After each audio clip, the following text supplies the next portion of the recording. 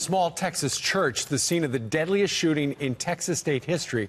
At least 26 people are dead after a gunman sprayed bullets inside the church during an 11 a.m. Sunday service. President Trump offering a message of hope from Tokyo. We join hands, we lock arms, and through the tears and through the sadness, we stand strong, oh so strong. Our next guests also have a message for the victims. They just wrote a book on faith and the Bible, and today share their message as the nation is grieving. We welcome Steve and Jackie Green. There is their book that comes out tomorrow. It's called This Dangerous Book, because atheists say that the Bible is dangerous, and you say it is dangerous in a different way. I also want to introduce them. They are the founders of the Museum of the Bible, which opens, when does that open? November 18th. Well, thank you for that. I cannot yes. wait to visit. I hear it's wonderful. A few of our reporters have gotten a sneak peek inside. So thanks for joining us. Congratulations on that. Congratulations on the book. Jackie, I'll start with you. Why did you name it this dangerous book? Well, we feel like that, like you said, the atheists would say it's a dangerous book, but we also feel like it's something that if you really apply the principles of the Bible to your life, you may need to change your life. And for some, that's difficult. And we also know that there have been many people that have given their lives for the sake of the Bible and translating it and transmitting it, and even today risk their lives by even owning a Bible in some countries. Well, it's given the news of the day and how this gunman walked into the church yesterday down in Sutherland Springs, Texas, and killed 26 people.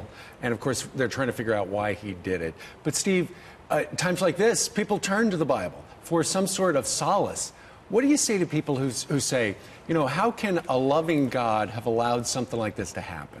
Well, we do live in a time where evil exists, and that's really nothing new. Evil has always existed, and this book really talks about, the Bible really talks about how that evil exists in our world, and it gives solutions to the evil that exists. We have a loving God that has given us choice, and sometimes we make wrong choices. But sometimes, you hope that as a believer, you're almost protected by God.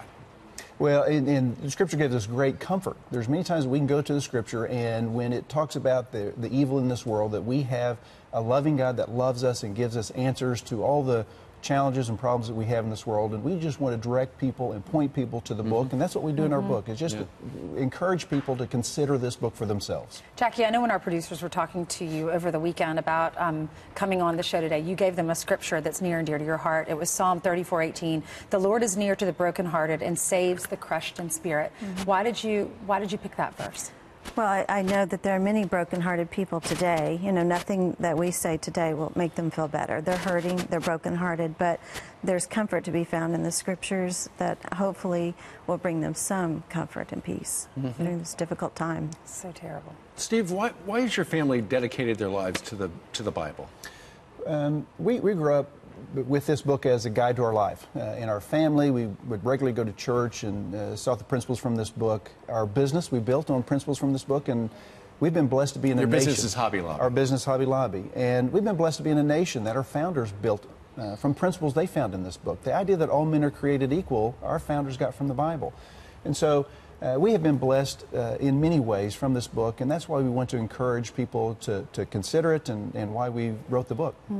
A passage from the book that we wanted to read, it says, "Our story is your story. It's the nation's story. We have found what men like George Washington and John Adams discovered. The Bible is more than an ancient artifact. Its voice possesses the power to shape the world for good." What do you mean by that? Well, this book, the Bible, has impacted our world. Life magazine, the year 2000, came out with a publication, The 100 Most Impactful Events of a Millennium. Number one on their list was the Gutenberg Bible, the Gutenberg Bible being printed on the Gutenberg press. And so this book has changed our world. People probably don't even fully understand to the degree that this book has impacted their life. It's impacted our life, but it has impacted everybody's life, whether they know it or not. It's foundational to this government, and so it's been an impact that we just think people ought to know it better. Well, you've got a brand new book out. It's called This Dangerous Book, How the Bible Has Shaped Our World and Why It Still Matters Today, and the Bible Museum down in our nation's capital, opening soon. Steve and Jackie Green, thank you so much for being with us today. Thank you.